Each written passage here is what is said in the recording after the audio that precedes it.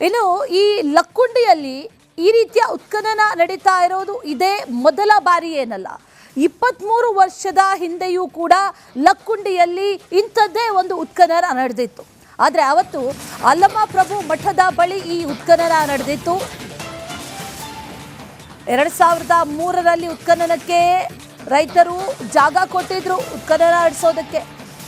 ಆದರೆ ಅದು ನಡೆದು 23 ವರ್ಷಗಳು ಕಳೀತಾ ಬಂತು. ಉತ್ಖನನ ಆಗಿ ಇವತ್ತಿಗೂ ಕೂಡ ರೈತರಿಗೆ ಪರಿಹಾರ ಸಿಕ್ಕಿಲ್ಲ. ರಿಪಬ್ಲಿಕ್ ಕನ್ನಡದ ಮುಂದೆ ರೈತರು ಪಾಪ ತಮ್ಮ ಅಳಲನ್ನ ತೋಡ್ಕೊಂಡಿದ್ದಾರೆ, ಮಾತಾಡಿದ್ದಾರೆ ನೋಡಿ ರೈತರು.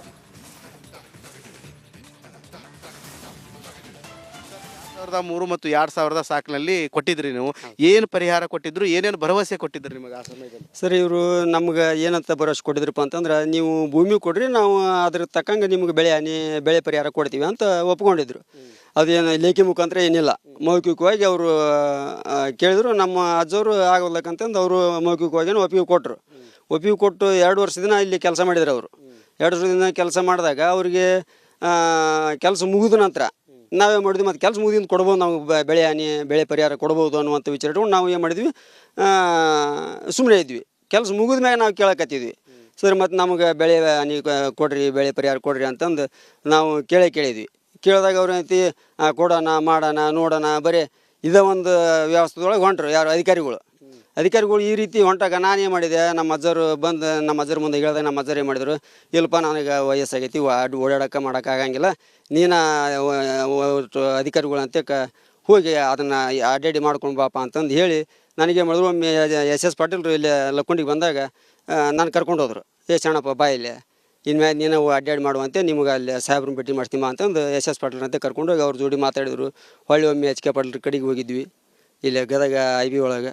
ಆನಂತರ ಈ ರೀತಿ ಒಂದು 3-4 ಕಡೆಗೆ ಅಡ್ಡಾಡಿದ್ವಿ, ಯಾವುದೋ ರೀತಿ ಕೆಲಸ ಆಗಿಲ್ಲ. ಹೊಳ್ಳಿ ನಾವೇನು ಮಾಡಿದ್ವಿ, ಕುಮಾರಸ್ವಾಮಿ ಅವರು ಮುಖ್ಯಮಂತ್ರಿ ಇದ್ದರು. ಆವಾಗ ಅಲ್ಲಿವರೆಗೂ ನಾನು ಕಾಗದ ಪತ್ರ ಓಡಿಸಾಡಿದ್ದೆ. ನಾನು ಯಾವುದೇ ರೀತಿ ನಮಗೆ ಸ್ಪಂದನೆ ಸಿಗಲಿಲ್ಲ.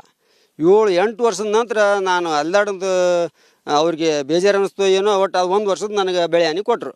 ಅಲ್ಲಿಂದ ಇಲ್ಲಿವರೆಗೆ ಯಾವುದೇ ರೀತಿ ಹೊಳ್ಳಿ 1 ರೂಪಾಯಿನೂ ಕೊಟ್ಟಿಲ್ಲ. ಇಲ್ಲಪ್ಪ ನಮಗೆ ನಿಮ್ಮ ಭೂಮಿ ಬಿಟ್ಟು ಬಿಡ್ರಿ, ಅದ್ರ ಯಾಕಂದ್ರೆ ದೇವಸ್ಥಾನ ಕಟ್ಟಡ ಸಿಕ್ಕೈತಿ, ನಾವು ಅದನ್ನು ವಶಕ್ಕೆ ತೊಗೊತೀವಿ, ನಾವು ಅದನ್ನು ಅಭಿವೃದ್ಧಿ ಮಾಡ್ಕೊತೀವಿ ಅನ್ನುವಂಥ ವಿಷಯನೂ ಅವ್ರ ಬಾಯಾಗ ಬರೋಕತ್ತಿಲ್ಲ. ಹೊಳ್ಳಿ ಅದನ್ನು ಅವ್ರಿಗೆ ಸಮತಟ್ಟು ಮಾಡಿ ಕೊಡ್ಬೇಕು ಅನ್ನುವಂಥ ವಿಚಾರನೂ ಇಲ್ಲ ಅವ್ರಂತಕ್ಕೆ. ಅವರು ತೊಗೊಂಡಿದ್ದು 33 ಗುಂಟೆ, ಹಾಳಾಗಿದ್ದು 3 ಎಕರೆ 33 ಗುಂಟೆನಾ? ಹೌದು. ಯಾಕಂತಂದ್ರೆ ಸರ್, ಇವಾಗ ಟೋಟಲಾಗಿ ಅದು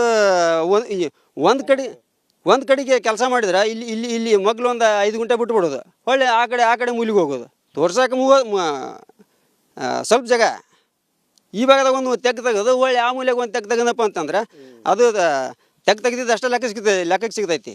ಈಗ ಇನ್ನೂವರೆಗೂ ಪರಿಹಾರ ಕೊಟ್ಟಿಲ್ಲ, ಫಲವತ್ತಾದ ಜಮೀನು ಹಾಳಾಗಿ ಹೋಗೈತಿ. ಈಗೇನ್ರಿ ಮುಂದಿನ ನಡೆ ಏನು? ನಮಗೆ ಅವರು ಸೂಕ್ತ ರೀತಿಯೊಳಗೆ ಸ್ಪಂದನೆ ನೀಡಿಲ್ಲ ಅನ್ನುವಂಥ ಒಂದು ವಿಚಾರಕ್ಕೆ ಈಗ ಹೊಳ್ಳಿ ಲಕ್ಕುಂಡಿ ಒಳಗೆ ಉತ್ಖನನ ಮಾಡುವಂಥ ಒಂದು ವ್ಯವಸ್ಥೆ ಮಾಡ್ಯಾರ. ಅದಕ್ಕೆ ನಮ್ದೇನು ವಿರೋಧ ಇಲ್ಲ.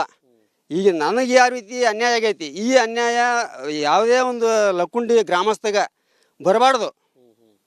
ನಿಮಗೂ ಸೂಕ್ತ ಪರಿಹಾರ ಕೊಡಬೇಕು. ನಮಗೆ ಏನು ಸೂಕ್ತ ಪರಿಹಾರ ನಾವು ಕೇಳಕತ್ತೀವಿ, ಅದ್ರ ಪ್ರಕಾರ ನಮಗೆ ಸೂಕ್ತ ಪರಿಹಾರ ಕೊಡಬೇಕು. ಆನಂತರ ನಮ್ಮ ಭೂಮಿ ಸಮತಟ್ಟು ಮಾಡಿ ಕೊಡಬೇಕು.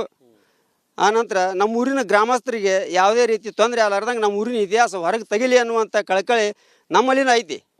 ಒಟ್ಟಾರೆ ಹೇಳಬೇಕಂತಂದರೆ ಏನು, ಈ ಹಿಂದೆ ಉತ್ಖನನ ಮಾಡಿದಂಥ ಸ್ಥಳ ಸಂಪೂರ್ಣವಾಗಿ ಅವ್ಯವಸ್ಥೆಯ ಆಗರವಾಗಿದೆ. ಜಮೀನನ್ನು ಸಮತಟ್ಟ ಮಾಡಬೇಕಾಗಿತ್ತು, ಅದನ್ನು ಕೂಡ ಮಾಡಿಲ್ಲ. 3 ಎಕರೆ 33 ಗಂಟೆಗೆ ಈವರೆಗೂ ಕೂಡ ಆ ಜಮೀನಿಗೆ ಸಮರ್ಪಕವಾದ ಪರಿಹಾರ ಸಿಕ್ಕಿಲ್ಲ. ಇದು ಅನ್ನದಾತನ ಆಕ್ರೋಶಕ್ಕೆ ಕಾರಣವಾಗಿದೆ. ಇನ್ನಾದರೂ ಸರ್ಕಾರ ಎಚ್ಚೆತ್ತುಕೊಂಡು ಈ ಹಿಂದೆ ಉತ್ಖನನ ಮಾಡಿದ ಸ್ಥಳದ ರೈತನಿಗೆ ಸೂಕ್ತವಾದ ಪರಿಹಾರ ಕಲ್ಪಿಸಿಕೊಡಬೇಕಾಗಿದೆ. ಕ್ಯಾಮ್ರಾಮ್ಯಾನ್ ಮಂಜುನಾಥ್ ಜೊತೆ ಮಂಜು ಪತ್ತಾರ್, ರಿಪಬ್ಲಿಕ್ ಕನ್ನಡ, ಗದಗ್. ಇನ್ನು ಈ ಲಕ್ಕುಂಡಿಯಲ್ಲಿ ಈ ರೀತಿಯ ಉತ್ಖನನ ನಡೀತಾ ಇರೋದು ಇದೇ ಮೊದಲ ಬಾರಿ ಏನಲ್ಲ. 23 ವರ್ಷದ ಹಿಂದೆಯೂ ಕೂಡ ಲಕ್ಕುಂಡಿಯಲ್ಲಿ ಇಂಥದ್ದೇ ಒಂದು ಉತ್ಖನನ ನಡೆದಿತ್ತು. ಆದರೆ ಅವತ್ತು ಅಲ್ಲಮ ಪ್ರಭು ಮಠದ ಬಳಿ ಈ ಉತ್ಖನನ ನಡೆದಿತ್ತು. 2003ರಲ್ಲಿ ಉತ್ಖನನಕ್ಕೆ ರೈತರು ಜಾಗ ಕೊಟ್ಟಿದ್ರು ಉತ್ಖನನ ನಡೆಸೋದಕ್ಕೆ. ಆದರೆ ಅದು ನಡೆದು 23 ವರ್ಷಗಳು ಕಳೀತಾ ಬಂತು. ಉತ್ಖನನ ಆಗಿ ಇವತ್ತಿಗೂ ಕೂಡ ರೈತರಿಗೆ ಪರಿಹಾರ ಸಿಕ್ಕಿಲ್ಲ. ರಿಪಬ್ಲಿಕ್ ಕನ್ನಡದ ಮುಂದೆ ರೈತರು ಪಾಪ ತಮ್ಮ ಅಳಲನ್ನ ತೋಡ್ಕೊಂಡಿದ್ದಾರೆ, ಮಾತಾಡಿದ್ದಾರೆ ನೋಡಿ ರೈತರು.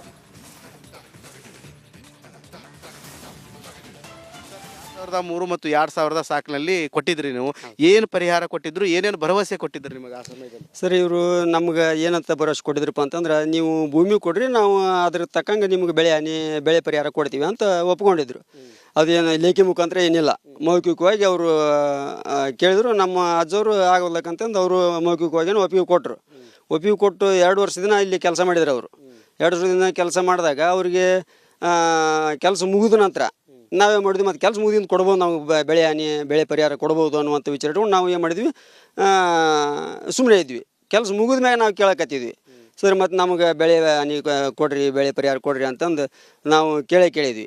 ಕೇಳಿದಾಗ ಅವ್ರು ಐತಿ ಕೊಡೋಣ, ಮಾಡೋಣ, ನೋಡೋಣ, ಬರೀ ಇದೇ ಒಂದು ವ್ಯವಸ್ಥೆದೊಳಗೆ ಹೊಂಟ್ರು ಯಾರು ಅಧಿಕಾರಿಗಳು ಈ ರೀತಿ ಹೊಂಟಾಗ ನಾನೇನು ಮಾಡಿದೆ, ನಮ್ಮ ಅಜ್ಜರು ಬಂದು ನಮ್ಮ ಅಜ್ಜರ ಮುಂದೆ ಹೇಳಿದಾಗ ನಮ್ಮ ಅಜ್ಜರು ಏನು ಮಾಡಿದ್ರು, ಇಲ್ಲಪ್ಪ ನನಗೆ ವಯಸ್ಸಾಗೈತಿ, ಓಡಾಡೋಕೆ ಮಾಡೋಕ್ಕಾಗಂಗಿಲ್ಲ, ನೀನು ಅಧಿಕಾರಿಗಳು ಅಂತ ಹೋಗಿ ಅದನ್ನು ಅಡ್ಡಾಡಿ ಮಾಡ್ಕೊಂಡು ಬಾಪ ಅಂತಂದು ಹೇಳಿ ನನಗೇನು ಮಾಡಿದ್ರು. ಒಮ್ಮೆ ಎಸ್ ಪಾಟೀಲ್ರು ಇಲ್ಲಿ ಲಕ್ಕೊಂಡಿಗೆ ಬಂದಾಗ ನಾನು ಕರ್ಕೊಂಡು ಹೋದ್ರು.